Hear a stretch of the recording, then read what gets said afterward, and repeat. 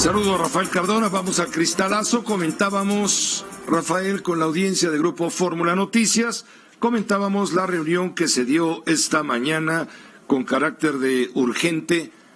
Estaba el embajador de Estados Unidos y su equipo con instrucciones precisas de revisar el tema del tráfico de armas luego de lo que pasó en Culiacán. Estaba el secretario de Relaciones Exteriores, Marcelo Ebrard, y el secretario de Seguridad, Alfonso Durazo, que no va a renunciar, según dejó muy bien claro el presidente hoy otra vez, y él nos lo dijo el viernes aquí ante estos micrófonos, por más que el fin de semana se anunciaba que ya había presentado la renuncia, pero que López Obrador no se la había aceptado, etcétera, etcétera. El caso es que se puso la cosa tan difícil que se van a ver cada 15 días para ver qué va a pasar para sellar la frontera y evitar el flujo indiscriminado de armamento como el que vimos exhibido el día jueves, cuando el ataque masivo de los sicarios del Chapo y del cártel de Sinaloa allá en Culiacán.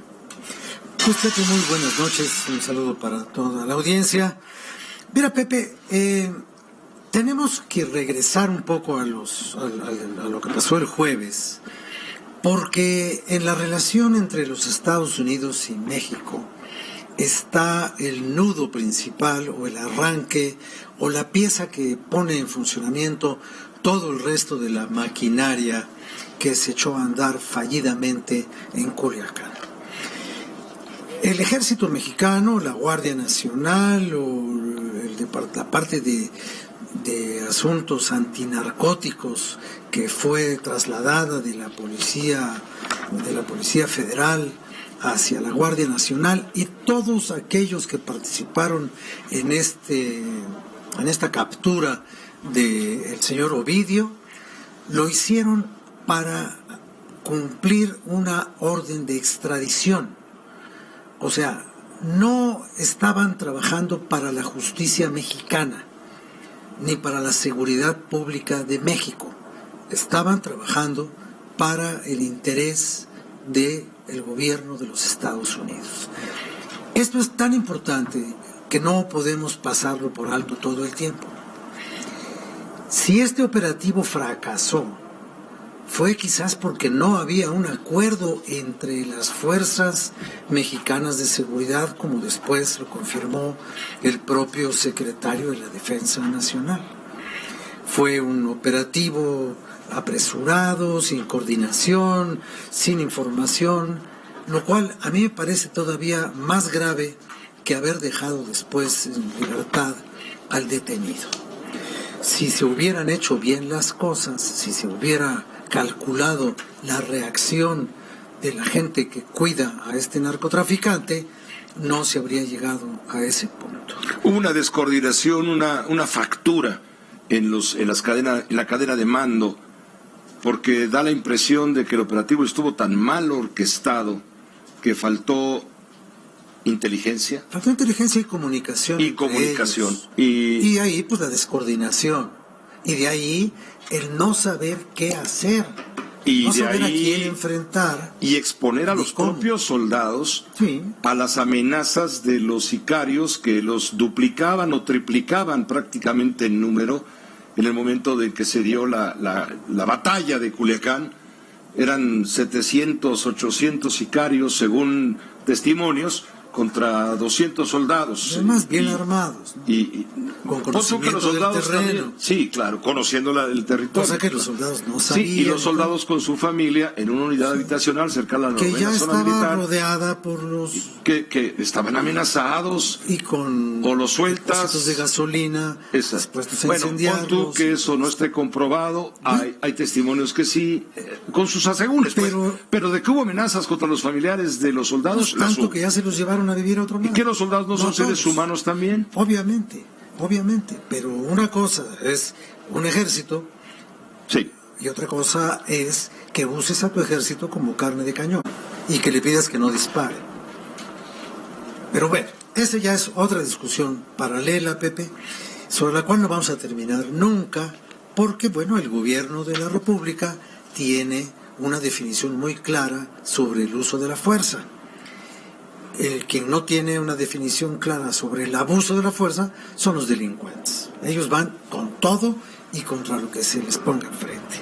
Entonces, ¿cómo es? ¿Hace cuánto tiempo que no sabíamos que una operación policíaco-militar fallida, ocasionada de inmediato la llamada telefónica del presidente de los Estados Unidos al presidente de México para decirle que estoy contigo en la capacidad de negociación y liberación de tu gobierno?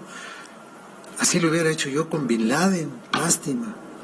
Pero pues no le tocó a él lo de Bin Laden, le tocó a Obama, ¿no? Entonces, de pronto una reunión de emergencia con el gobierno de los Estados Unidos. ¿Por qué a ellos les parece esto una emergencia? Cuando ha habido muertos por decenas en México, no nos llama el presidente de los Estados Unidos. Cuando ha habido gravísimas violaciones de derechos humanos en Tlatlaya o en Aguas Blancas o lo que pasó en Iguala o tantas y tantas otras crímenes masivos en Chiapas, ¿no? El presidente de los Estados Unidos no se mete con estas cosas que están pasando allá abajo de su frontera. ¿Por qué ahora sí? ¿Y por qué ahora le dicen al secretario de Seguridad Pública que se ponga a la par con el secretario de Relaciones Exteriores y que negocien con los Estados Unidos una cosa que es verdaderamente fantasiosa, Pepe? Y que fue lo primero que se encontraron como un pretexto para darle algo a la opinión pública. Dice una frase absolutamente genial. La del comunicado conjunto. Habla del congelamiento del tráfico ilícito de armas a México. Y yo pregunto, si el tráfico de armas a México es ilícito, ¿cómo lo puedes congelar y cómo lo puedes calentar? Si no depende de ti. Porque si dependiera de ti, gobierno de los Estados Unidos, ya no sería ilícito. Cuando hicieron sus operaciones de Fast and Furious, no congelaron nada. Metieron las armas con conocimiento del gobierno de México, según esto, para poder después rastrear qué uso se le daba a esas armas. Sí. Terminaron matando a los gringos de la DEA con esas armas en San Luis Potosí.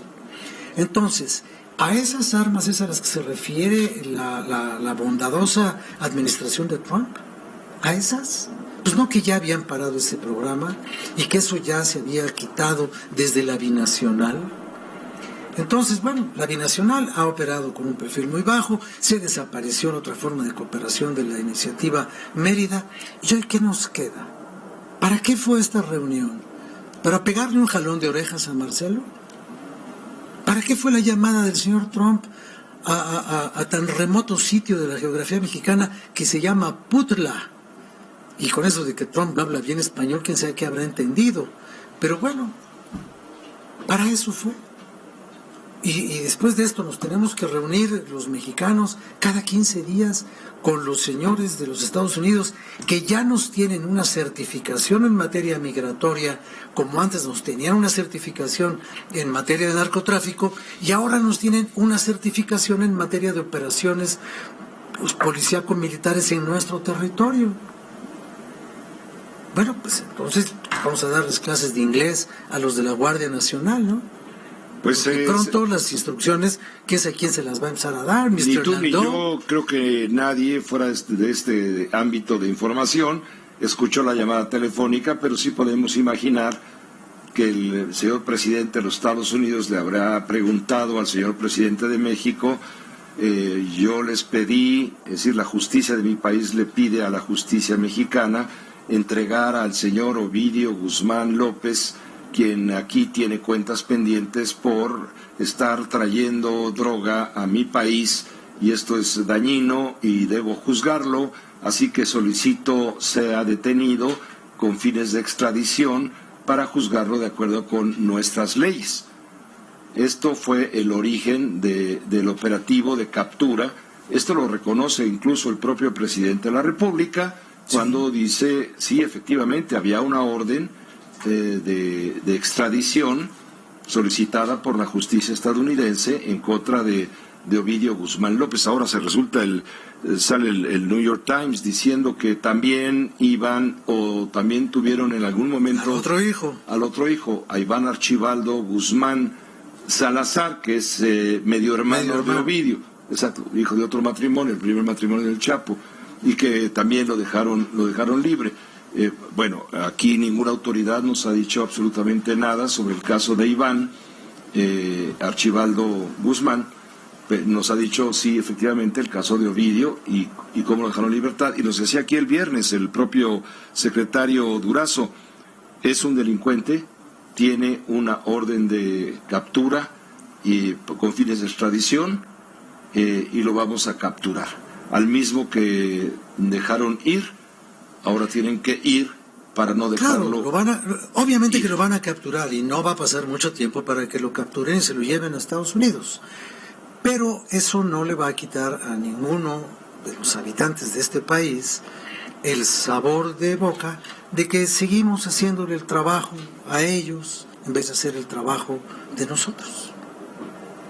Muy bien, eso, Rafael. Pues quizás sea lo mejor si se piensa que no hay más leña que la que arde y que el que tiene el poder, el dinero, pues es el gobierno de los Estados Unidos, y que nosotros pues seguimos viviendo allá abajo, en el sur de la frontera.